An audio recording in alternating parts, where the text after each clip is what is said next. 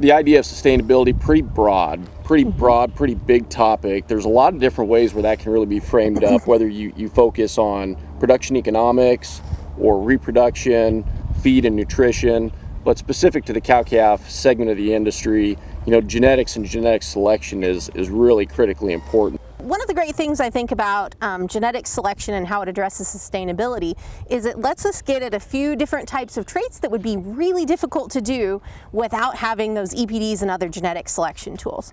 And a great example is longevity related traits like stability EPDs or functional longevity, sustained cow fertility, those types of traits. So genetics can play a really big role in kind of getting at some of those traits that are really important to sustainability, but really difficult to get at without those genetic selection tools. When we think about sustainability in a broader perspective, and we think about those three pillars of economics, social implications, and environmental implications of sustainability, fertility can play a big role in the longevity of those animals, because when they stay in the herd longer, the producer has the ability to have more time to recoup the costs they spend in developing those females into cows. But I think where the beef industry's done a really good job, and our breed associations have done a good job of taking opportunities to develop new traits and new ways to do genetic evaluation that give our producers a variety of different tools to be able to tackle the traits that affect the sustainability of their operation. So Megan, there's a lot of discussion right now regarding emissions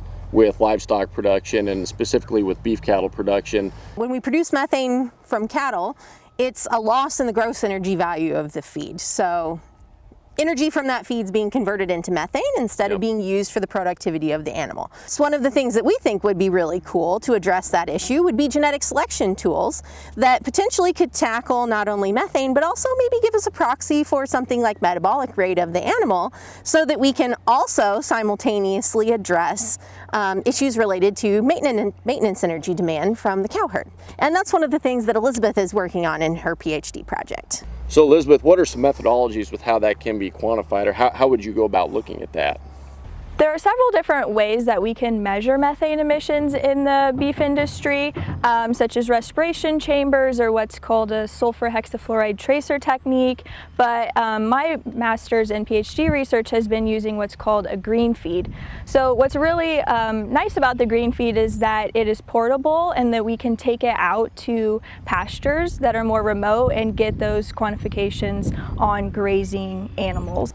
Getting accurate quantification of how much methane is actually being produced is super important and will be needed in the future when we do start to think about what those exact tools are that we're going to think about developing. When we think about down the line and producers potentially implementing a tool that's related to this in their herd, that would be some of the advantages of that. Great stuff. Elizabeth, Dr. Rolfe, thank you both very much for joining us today. Great information. For more information on beef cattle production, genetic evaluation and genetics, and specifically with sustainability and how it can impact and influence your operation, improve your operation, feel free to contact us at Kansas State University or our beef extension website, ksubeef.org.